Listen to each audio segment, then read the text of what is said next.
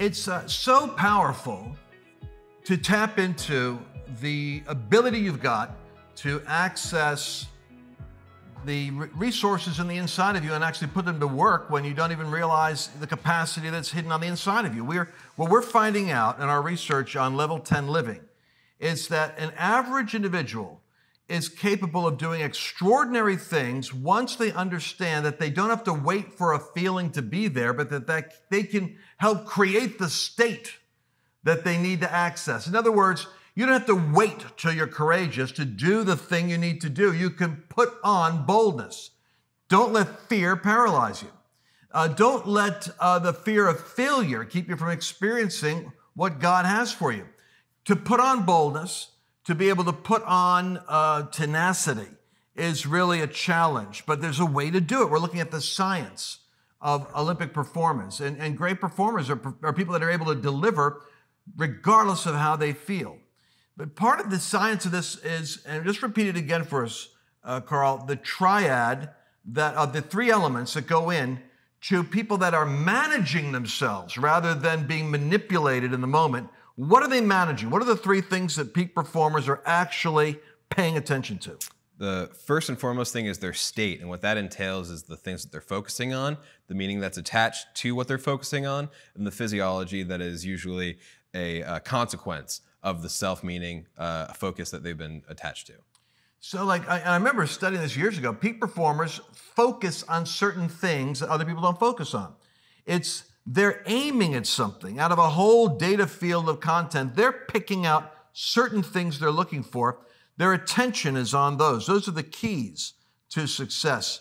But they're also framing the way that they're talking to themselves about that. Mm-hmm. And a marksman may be saying the moment that they're pulling the trigger to hit the target in Olympic marksmanship, they're saying to themselves, easy does it, easy does it, boom. People that are playing golf or that are shooting hoops, sometimes they magnify the size of the hole that they're aiming for. Rather than making it smaller and harder, they actually make it larger so it's easier for them. And these are like mental games, but it's amazing how these things actually do work. And they work against you if you're not aware of it, huh? Oh yeah, absolutely. People die for lack of knowledge. It's not just the stuff that you know that could hurt you. You know, that's one of the reasons actually why we developed the way that we did as humans, is to be able to pick up on those out-censored things that we normally don't know or don't know how to attribute meaning to.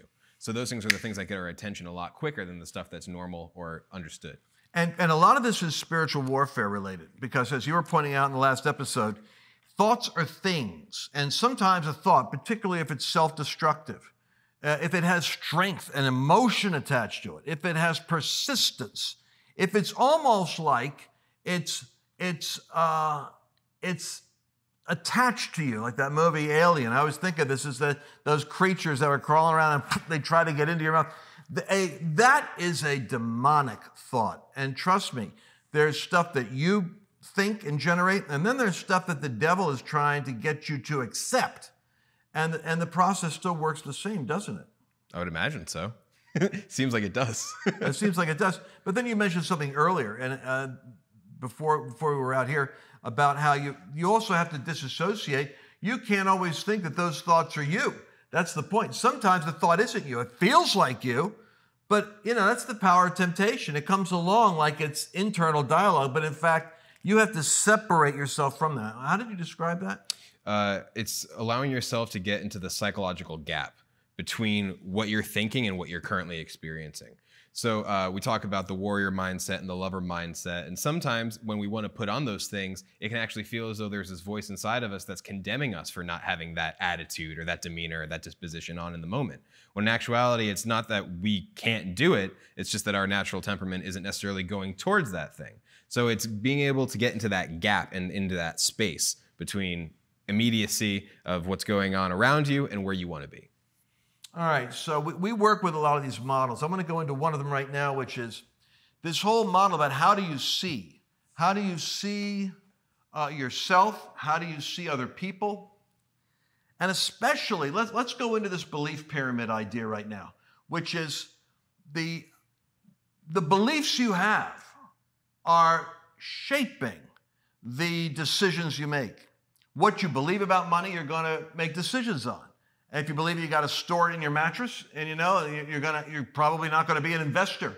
If you believe spend it while you got it, you're probably going to have decision making. It's going to put debt on you. The point is that there is a correlation between your experience and your beliefs and your decisions and the life that you've got right now. Carl, walk us through the belief pyramid. So the foundation is the experiences. The experiences that we have when we go through life. That's the foundation of the belief pyramid, of the results that we get, right? That's the very bottom. Up next is the beliefs. The beliefs are influenced and inspired by the events that we have, but the beliefs also can shape the experiences that we have, and we'll get to that in a second. Our beliefs inform our decisions.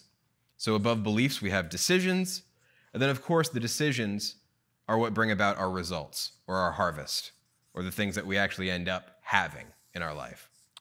So of those four, which one would you say is the most important, the one that has the greatest impact on you? I want to say results, but it's ultimately beliefs. Well, it's true. But what shapes the results is what? No, it's beliefs. Beliefs are definitely the most important thing because beliefs have the capacity to shape the experiences that we have. They have the capacity not only to shape the experiences, but to influence the decisions that we make and ultimately results that we have as a consequence of those decisions. All right, so let me talk for a second real clear about this. We're going to put, this is going to be culture, the culture of your culture one. And by the way, this is great research that was done by organizational change agents who have a book called Change the Culture, Change the Game. I got to give you guys the name of these guys because I need to give them a shout out. Roger Connors and Tom Smith. And I looked at some of their research on this because they actually change organizations the same way that individuals are changed. First, look at the experiences that a person has. If you've experienced pain in your childhood, if you've experienced nurture in your childhood, it's going to affect what your beliefs are. If you have a bad dad experience, it's going to maybe shape your thinking about men. If you have a bad racial experience, it's going to shape your thinking about race. But you see, the real power is not in the experience. It's in the belief. Because the beliefs, the teachers, the preachers, the media have the ability to ascribe meaning to what you experienced. And remember in our triad, the thing we talked about, meaning over here is the killer deal because the meaning you attach to what's happening is going to affect you more than anything else. We all experience. I had a friend of mine who I was associate pastor with, and he came home one day in Harlem, and there was a chalk mark line outside the driveway. His twin brother had killed someone. His twin brother went to prison because of anger and the way that he grew up in Harlem. This man went to Brown University, graduated with a degree, and became a minister. They both experienced the same thing, but they both attached different beliefs to what they saw. One saw something that made him angry enough to kill, and that decision put him in prison. The other one saw the consequences of his brother's anger and decided to give his life to Jesus and get an education. Two separate choices, same environment they grew up in. The point that I'm making here is, if you want to change your culture from culture one to culture two, you start to create new experiences, and this is so important in the training. You begin to activate new experiences so you can change the identity. You suddenly discover that you are resourceful, you are capable of being courageous, you are able to be a loving person. In other words, you have to create a whole new reference experience world for yourself. That's why personal training and transformational training is so powerful, because you create new experiences to download new beliefs so that you make new decisions, so that you get new results. There is no transformation of culture, company, life, or family that doesn't follow this matrix. Start by, what are you believing as a result of what you've experienced? Maybe you had bad teachers. And then start to create the new experiences that change into new beliefs to create new decisions so that you can have new outcomes. We look forward to talking to you again in the next transformational Level 10 module.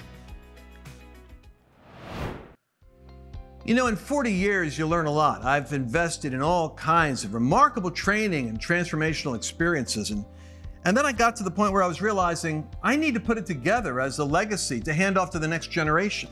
The stages and phases to go up the mountain of God, to literally ascend the mountain of me, who you are, understanding your actual identity, being able to read the journey of where you've been so that you can forecast exactly where you're going.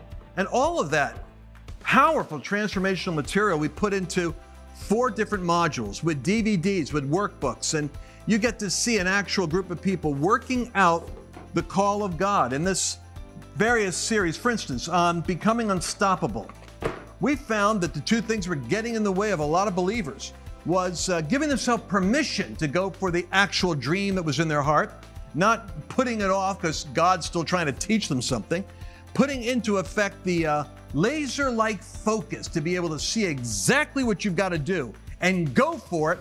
But then we found that so many times people became discouraged or quit. Becoming Unstoppable was the final discovery. And all this material was really built off of interacting with my students, seeing what worked, what transforms and changes a life. I found that prophetic activation happens in an environment of intense teaching and training with honest, transparent transactions. So you have this live element that produces a transformational world. I want you to be able to get all 4 of those modules, all the hours of training, all of the concentrated effort of those 30 years. I put into one magnificent weekend event and brought in a film crew and recorded it. And now I want to give it to you. What was like $2,500 or something for people to attend is yours at a fraction of that cost. I encourage you to do this. Do this because you need to hear something. Let's put it this way. You need to listen to something that isn't familiar, because if what you already know would get you where you want to go, would have already gotten you there. You need to be exposed to some stuff you don't already know, a different way of seeing and doing things. And that's going to be the distinction that gets you to the top. It's my belief that you can become unstoppable with just a little bit more insight and a little bit more freedom. Get a hold of this Level 10 training.